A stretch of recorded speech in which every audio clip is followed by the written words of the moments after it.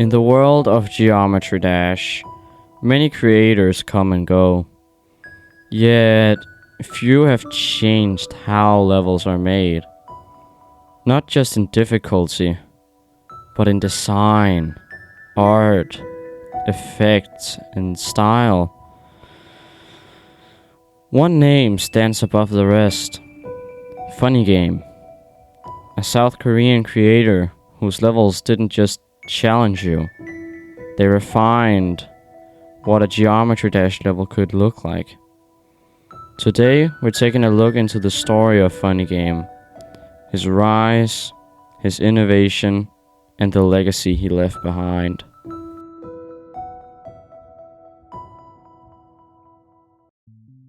Funny Game began playing Geometry Dash as early as Update 1.2, according to community records. At the time when level editors were limited, decoration minimal, and most creators focused purely on gameplay difficulty, Funny Game began exploring possibilities beyond just Hard Demon. He introduced what would later become hallmarks of his style: strong visual identity, creative use of triggers, custom backgrounds, effects that weren't just flashy, but built into the level scene. The community took notice. Reddit users later described him as, "He did advanced effects back in 1.9, and it was incredible at the time." His early levels laid the foundation. One of his first effect-type levels was Funny Game Holiday, which many regard as the first of its kind. This was the moment when the creator moved from makes hard levels to makes artistic levels.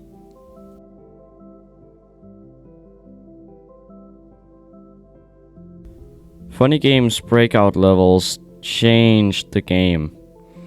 Consider Serious, published during Update 2.0, according to the wiki. This is his second 2.0 level, and one of the most influential boss fights. Or Lonely Travel, spanning nearly 6 minutes. And then there's Death Moon, uploaded under his alt account Caustic, which has been called one of his best and most well-known levels. But what made these levels special? They weren't only hard. They were visually cohesive experiences, with backgrounds, color themes, and synced mechanics.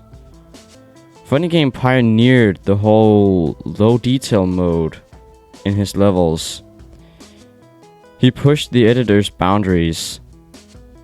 A Reddit user once said, he literally invented the whole effect level genre.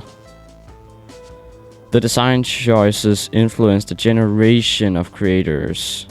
His level became templates for what premium creator content looked like.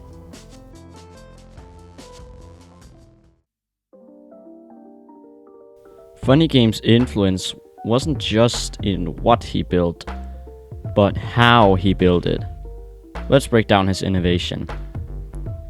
Typical levels in early updates used flat backgrounds. Funny Game began incorporating parallax effects, unique color schemes, and layered scenery. He adopted the editor's trigger system creatively to change visuals on the fly. Many attribute the effect level genre to his work. Funny Game was among the first to provide an alternate low-detail version of his levels, helping players with less powerful devices enjoy the experience. With levels like Lonely Travel, he extended what rated levels could be. The concept of a boss fight within a level, as in Serious, made each level feel cinematic. In short, Funny Game was not just playing within the rules of Geometry Dash Editor, he was rewriting them.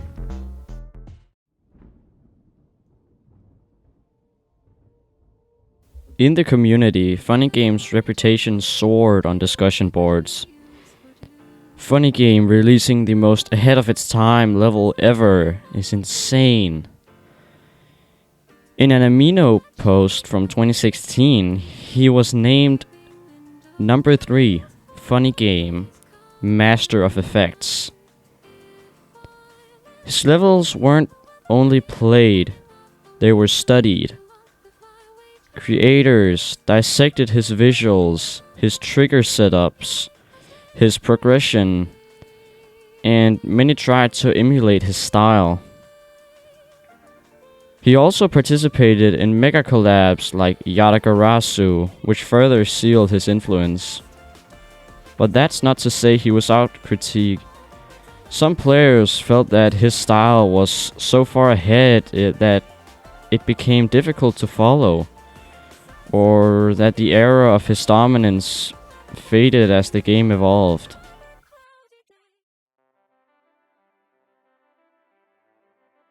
Around late 2015 and early 2016, things began to shift.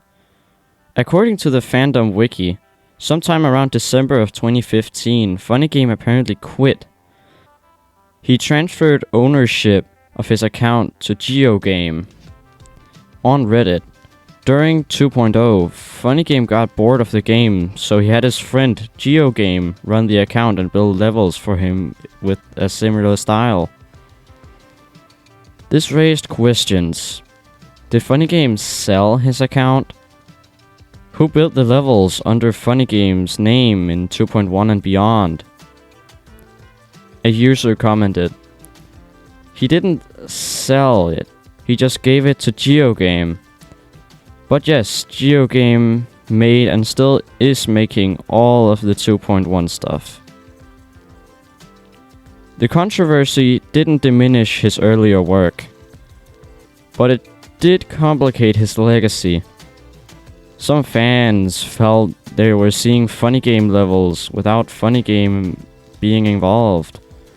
Others appreciated that the style continued. Regardless, this period marked a transition. The golden era of Funny Game solo creations had ended, and what followed was a legacy.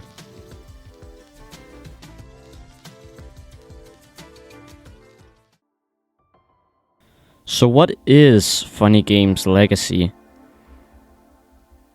The effect level genre. Many modern creators attribute their origins to what he built. Elevated standards for visual design. What was once a hard level became a hard level that looks like a show. A blueprint for creators. His use of triggers, backgrounds, lengths, and storytelling through levels became part of a creator's education. Even today, when a level comes out with complex visual and dynamic aesthetics, the community asks, could this be a Funny Game inspired level? And fans still debate his what if scenarios. What if he had stayed fully active into the 2.2 era? Many believed he could have reached even higher. His name remains often at the top of lists like most influential creators in Geometry Dash. He didn't just build levels, he built possibilities.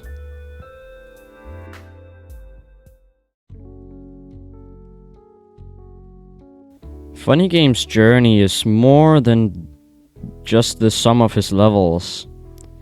It's a story of innovation, of pushing boundaries, and setting standards when no standard existed.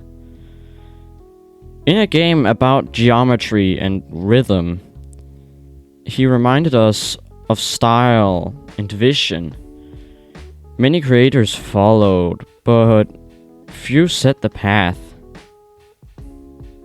If you've enjoyed diving into the world of Funny Game, thank him the next time you play a level that looks like art, not just a challenge. Anyways, I hope you enjoyed. I'll see you guys next one. Take care.